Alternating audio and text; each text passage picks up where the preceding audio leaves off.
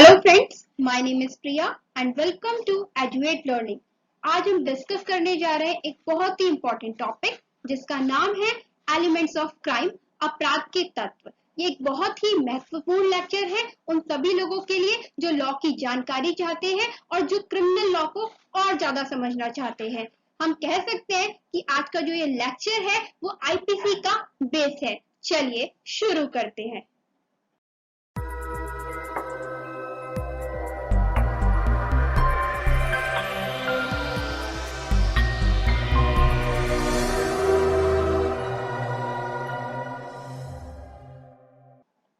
Elements of crime, अपराध के तत्व। तो अब हम समझते हैं कि अपराध के तत्व क्या होते हैं। फॉर एग्जाम्पल, इसके लिए हम एग्जाम्पल लेते हैं। मान लीजिए एक पर्सन है जिसका नाम है ए। वो बहुत ही लेजी टाइप का पर्सन है। वो क्या करता है, वो अपने ऑफिस में जाता है और उसका बॉस जो भी उसे वर्क कर देता है वो अपने वर्क को टाइम पे कंप्लीट नहीं करता। उसका बॉस को एक दिन इस पे बहुत ज्यादा गुस्सा आ जाता है और गुस्से में आकर वो उसे क्या करते हैं, जॉब से निकाल देते हैं। उसकी बहुत ज्यादा इंसल्ट करते हैं और उसको उसकी जॉब से निकाल देते हैं। इसके बाद वो इंसान घर आ जाता है अपने, और उसे अपने बॉस पर क्या होता है, बहुत गुस्सा आता है इस बात पर कि मेरे बॉस ने सबके सामने मेरी इंसल्ट कर दी। उसे बहुत बेइज्जती फील होती है। तो नेक्स्ट डे वो क्या करता है, जब उसका बॉस अपनी मॉर्निंग वॉक में जा रहा होता है तो वो अपने बॉस को अपनी व्हीकल से हिट कर देता है। उस व्हीकल से हिट होने की वजह से उसके बॉस की जो बोन होती है लेग की, वो फ्रैक्चर्ड हो जाती है। तो क्या हम बोलेंगे यहाँ पर कि ए ने कोई क्राइम कमिट किया है?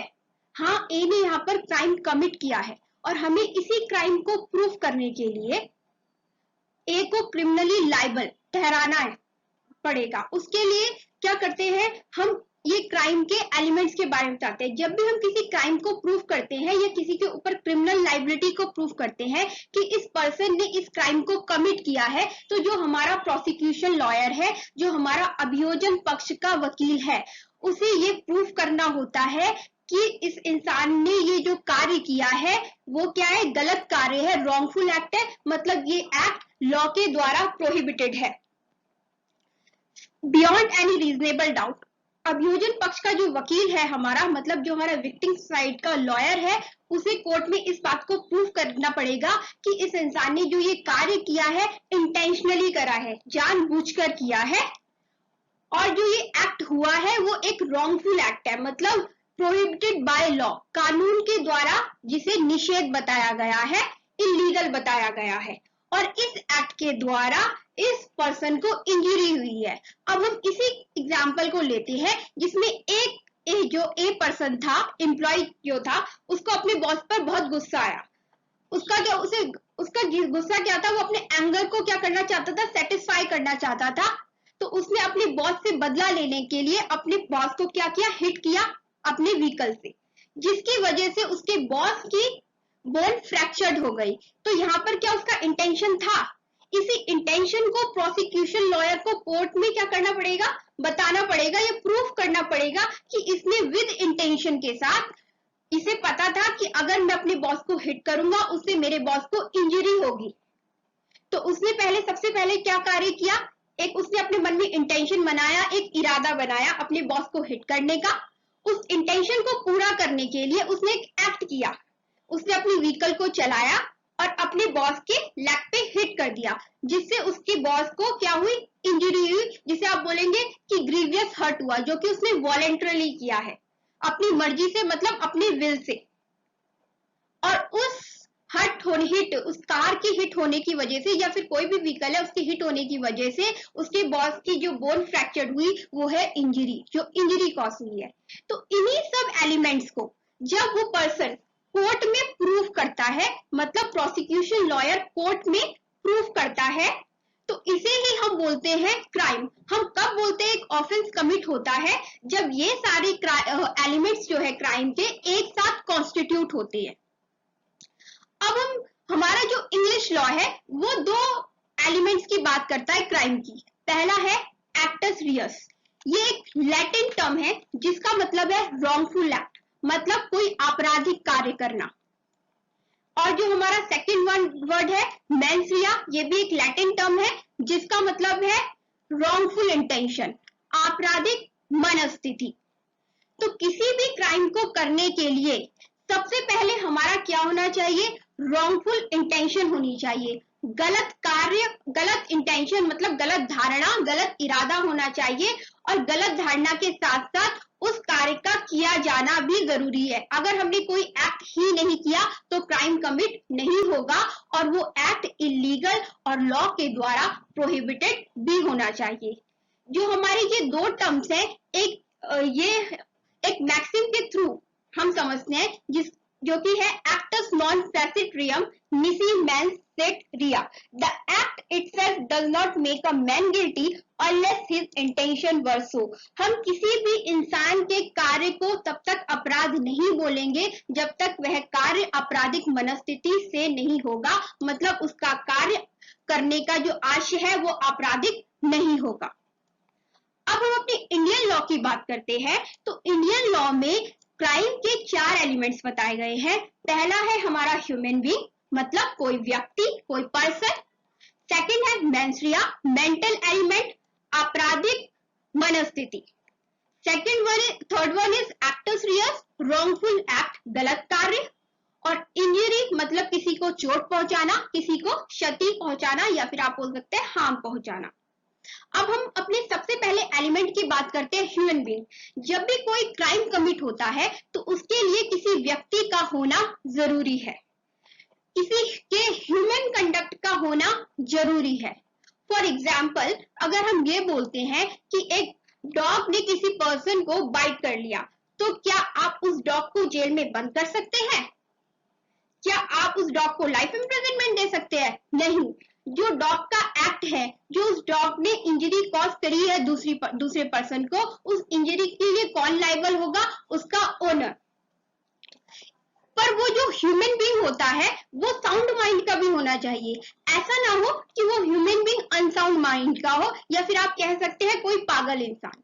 फॉर एग्जाम्पल, हम मान लीजिए कहीं से जा रहे हैं और किसी इंसान ने हमारे सिर पर जोर से डंडा मार दिया। अगर वो उस इंसान को आप जानते हैं और उसने जानबूझकर ये कार्य किया, तो यहाँ पर क्या था? उसका इंटेंशन था आपको चोट पहुंचाने का। पर मान लीजिए जिस इंसान ने यह कार्य किया है, ये रॉन्गफुल एक्ट किया है आपको इंजरी कॉज करने का, वो साउंड माइंड का पर्सन ही नहीं है। इट मीन्स वो एक पागल इंसान है और उसे यही नहीं पता कि उसने क्या कार्य किया है या फिर उसके कार्य करने से आपको क्या क्षति पहुंची है। तो जो ह्यूमन बीइंग होना चाहिए वो साउंड माइंड का भी होना चाहिए। हमारे आईपीसी में ह्यूमन बीइंग को डिफाइन किया गया है पर्सन। यहाँ पर वर्ड यूज किया गया है पर्सन। उस पर्सन में आर्टिफिशियल और जुरिडिकल पर्संस भी इंक्लूड होते हैं नेचुरल पर्संस के साथ, मतलब natural persons plus artificial and juridical persons. पर हम क्या किसी जो हमारे आर्टिफिशियल और जुरिडिकल पर्संस होते हैं उसमें क्या आती है? कोई एसोसिएशन होगी, आपकी कंपनी होगी या फिर कोई एनजीओ हो गया, क्या आप उनको जेल में डाल सकते हैं? नहीं। हम उन पे क्या कर सकते हैं? सिविल रॉन्ग अप्लाई हो सकता है, मतलब ब्रीच ऑफ ड्यूटी। पर किसी को पनिशमेंट देने के लिए या किसी के ऊपर पनिशमेंट इंफ्लिक्ट करने के लिए एक ह्यूमन बीइंग का होना जरूरी है, क्योंकि एक ह्यूमन बीइंग इतना रीजनेबल माइंड का होता है कि उसे पता होता है जो उसने एक्ट किया है उसका क्या कॉन्सिक्वेंस होगा। तो इसलिए क्राइम का इसेंशियल और फर्स्ट मेन एलिमेंट क्या है? Human being. जो एक्ट होना चाहिए वो किसी ह्यूमन बीइंग के द्वारा कंडक्ट होना चाहिए। अब सेकंड आते हैं अपने मेंस-रिया पर, जो कि हमारा एक लैटिन मैक्सिम से ही बात करते हैं, actus non facit reum nisi mens sit rea. The act itself does not make a man guilty unless his intentions were so। वही कि अगर किसी व्यक्ति ने कोई कार्य किया है तो उसका वह कार्य अपराध तभी माना जाएगा जब वह कार्य उसने आपराधिक मनस्थिति से किया है, मतलब आपराधिक मन से किया है। अब हम बात करने जा रहे हैं क्राइम के मोस्ट इसेंशियल एलिमेंट के बारे में, जो कि है मेंस-रिया, अ गिल्टी माइंड, जिसे आप बोलते हैं इवल इंटेंट, मतलब आपराधिक मनस्थिति। किसी भी क्राइम को करने के लिए उस इंसान की, जब वो कोई एक्ट करता है या फिर कोई ओमिशन करता है, तो उसका इवल इंटेंट होना चाहिए, मतलब उसकी मानसिक स्थिति भी ऐसी होनी चाहिए कि वो उस क्राइम को करना चाहता है वॉलेंटरली, खुद के द्वारा, अपनी विल से। तो जो मेंस रिया है उसकी भी अपने आप में कुछ इनहेरेंट एलिमेंट्स हैं, जिसे सबसे पहले आता है इंटेंशन, कि वो किस उद्देश्य से या फिर क्राइम करने का उद्देश्य क्या है उसका, वो एक्ट करने का उद्देश्य क्या है उसका। सेकंड आता है मोटिव, उसका मकसद क्या है, weather his motive is good और बैड, क्या उसका मोटिव सही है या गलत है। थर्ड वन इज नॉलेज, जो वो क्राइम कमिट कर रहा है या फिर जो वो एक्ट कर रहा है, क्या उसे उस एक्ट की नॉलेज है कि अगर वो ऐसा कोई एक्ट करेगा तो उसका क्या कॉन्सिक्वेंस आएगा, मतलब उसके एक्ट से क्या परिणाम निकलेगा। अब हम इसे कुछ एग्जाम्पल्स की मदद से समझते हैं। मान लीजिए हम एक हस्बैंड वाइफ का एग्जाम्पल ले रहे हैं। हस्बैंड को हम डिनोट कर रहे हैं ए से और वाइफ को हम डिनोट कर रहे हैं बी से। हस्बैंड और वाइफ का रिलेशनशिप में क्या होता है कि हस्बैंड को इस बात का शक हो जाता है कि उसकी वाइफ का एक्स्ट्रा मैरिटल अफेयर है किसी और पर्सन के साथ। इस डाउट की वजह से वो क्या सोचता है, अपनी वाइफ की डेथ कॉज करने की सोचता है, क्योंकि उसे लगता है कि उसकी वाइफ ने उसको चीट किया है। तो अब यहाँ पर क्या हुआ, उसकी वाइफ का उसके साथ बहुत अच्छा रिलेशन था, बट क्या हुआ, एक शक की वजह से उसे क्या लगा, उसके दिमाग में एक डाउट आया कि उसकी वाइफ का एक्स्ट्रा मैरिटल अफेयर है किसी और पर्सन के साथ। इस वजह से उसका जो स्टेट ऑफ माइंड है, स्टेट ऑफ माइंड मतलब मेंटल एलिमेंट, जिसे आप बोलते हैं मेंसरिया, वो स्टेट ऑफ माइंड चेंज हुआ। और उसके स्टेट ऑफ माइंड की चेंज होने से क्या हुआ, पहला जो उसकी वाइफ का उसके साथ जो भी उसका वाइफ के उसके लिए लव अफेक्शन था उसका उसकी वाइफ के प्रति, वो अब क्या हो गया, चेंज हो गया। और उसके मन में अपनी वाइफ के लिए क्या आ गया, एंगर आ गया। इसी एंगर की वजह से उसके मन में इवल इंटेंशन आया। उसी इवल इंटेंशन को पूरा करने के लिए उसने एक एक्ट किया। तो यहाँ पर इवल इंटेंशन क्या आया, अपनी वाइफ को डेथ कॉज करना। तो इंटेंशन क्या है जो हमने यहाँ पर लिखा है कि जो उसके माइंड में इंटेंशन आया इस टाइम अपनी वाइफ को डेथ कॉज करने का, वो यहाँ पर क्या होगा, उसका इंटेंशन मतलब उद्देश्य। अब उसका मोटिव क्या था, मकसद क्या था, वो क्या, अपने एंगर को, उसे लगा मेरी वाइफ ने मुझे चीट किया है तो मैं उससे बदला लेता हूँ, और उसी बदले को पूरा करने के लिए। अब यहाँ पर क्या, उसका मोटिव बैड था क्योंकि वो अपनी वाइफ को मारना चाहता था। रादर कभी कभार मोटिव अच्छा भी होता है और कभी कभार बुरा भी हो सकता है, उसके लिए अभी हम सेकंड एग्जांपल की बात करेंगे। पर यहाँ पर उस इंसान ने क्या किया, अपनी वाइफ के फूड में पॉइजन मिला दिया। अब जब उस इंसान ने अपनी वाइफ के फूड में पॉइजन मिला दिया तो उसे इस बात की नॉलेज थी कि अगर मेरी वाइफ ये फूड खाएगी तो उससे उसकी डेथ हो जाएगी। तो ये एक्ट उसने क्या किया है, जानबूझकर किया है।